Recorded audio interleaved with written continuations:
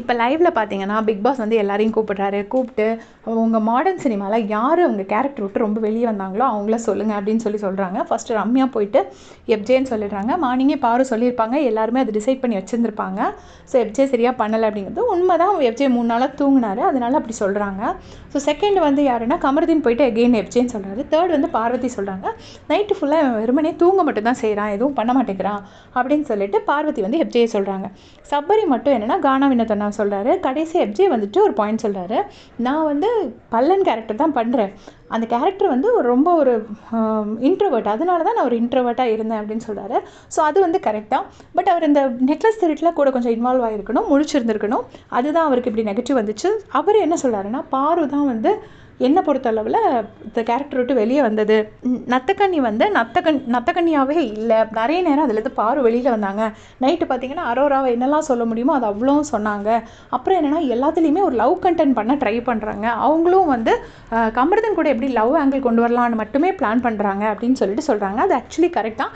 ஏன்னா இது வரைக்கும் எல்லா டாஸ்க்லேயுமே வந்து என்ன கனெக்ஷன் கொடுத்தாலும் அவங்க வந்துட்டு போயிட்டு கமருதன் கூட தான் வந்து லவ் ஆங்கிள் பண்ண ட்ரை பண்ணுறாங்க.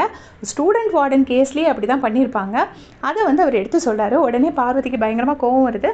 நீங்கள் இந்த கேரக்டர் அசாசினேஷன்லாம் பண்ணாதீங்க அப்படின்னு சொல்லிட்டு பார்வதி வந்து கோவப்பட்டுட்ருக்காங்க.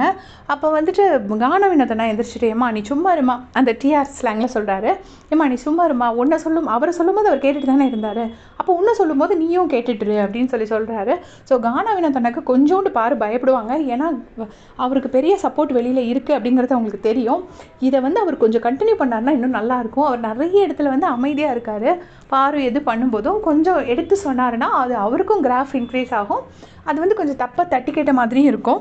கண்டினியூஸாக எஃப்ஜே பேசும்போது சைடில் பேசிகிட்டே இருக்காங்க.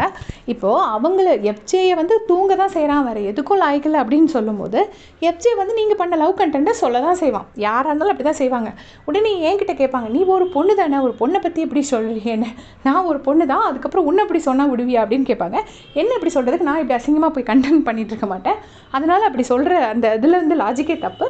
அதை பாரு தான் யோசிக்கணும். நம்ம இப்படி பண்ணோன்னா நம்மளை யாராச்சும் சொல்லுவாங்க அப்படின்னு யோசிக்கணும். ஸோ அவங்க பண்ணாங்க, அதை எஃப்ஜே சொன்னாங்க. இப்போ எஃப்ஜே தூங்குனது எப்படி எல்லாரும் சொல்கிறாங்களோ அது மாதிரி பாரு லவ் கண்டென்ட் பண்ணால் சொல்ல தான் செய்வாங்க. உங்களுடைய கமெண்ட் சொல்லுங்கள்.